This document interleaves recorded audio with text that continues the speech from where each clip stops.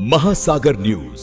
आमचं पहिलेच आल्याबरोबर जेव्हा मागे जुनी आमची जी बिल्डिंग होती तिथे जेव्हा आग लागली होती तेव्हा आमच्या सगळ्यांचा आग्रह होता की नवीन बिल्डिंग इमारत झाली त्याचं लोकार्पण करून लवकरात लवकर सगळी गोष्टी तिथे सुरू झाल्या पाहिजे.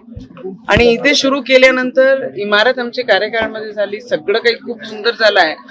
पण जेव्हा आता आग लागते आणि फायरची जी गोष्टी असतात ऑडिट झाले आहे का ते पाहावं लागेल.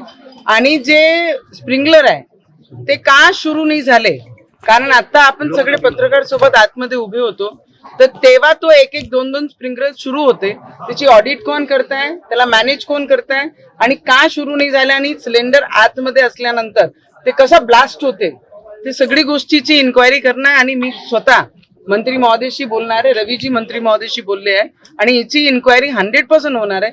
जेही कोणी दोषी असेल त्याच्यावर कडक पद्धतीने कारवाई नक्की होईल.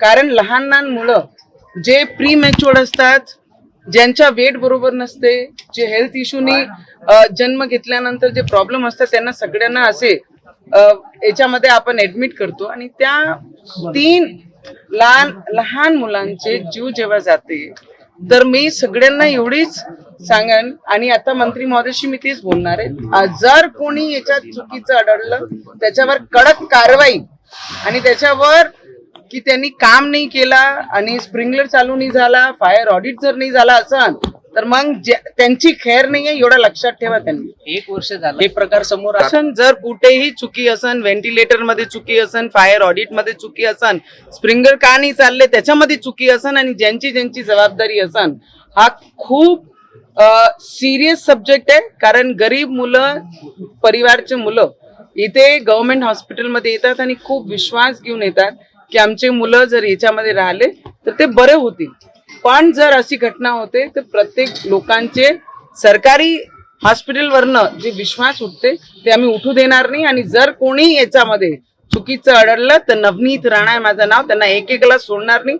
कारण लहान लहान मुलं 15 दिवसाचे, 4 दिवसाचे, 10 दिवसाचे बाळांचे जीव आज घेतलेले आहे तर त्यांना जिनके ऊपर अगर दोष आ गया तो उनके ऊपर हत्या का ही ये कलम लगना चाहिए, उसकी कार्रवाई जरूर करेंगे. नवीन रुग्णालयात जर अशी घटना घडत असेल तर जुन्या रुग्णालयांचे काय, असा सवाल या निमित्तानं उपस्थित होतो. माझं म्हणणं आहे नवीन असो जुनी असो आणि जेव्हा आपलं हॉस्पिटल गव्हर्नमेंटचं आहे त्याच्यामध्ये अपेक्षापेक्षा जास्त जर पेशंट येत असन, बाळ येत असन, लोक येत असन, तुम्हाला जर झपत नसन तर तुम्ही सांगितलं पाहिजे की अजून आम्हाला मोठं पाहिजे, म्हणून त्याच्याकरिता आपण दुसरी सुविधा लावू. पण जीव घेणं आणि बाळांच्या जीवासोबत नाही तर कोणाच्या जीवासोबत खेळणं हा कोणाचाही अधिकार नाहीये.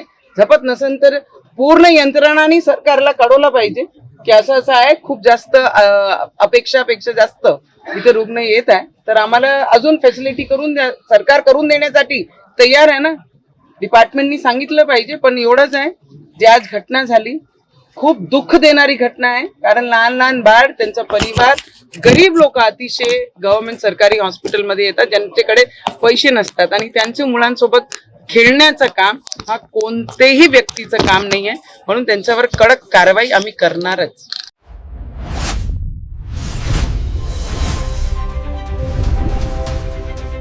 महासागर न्यूज.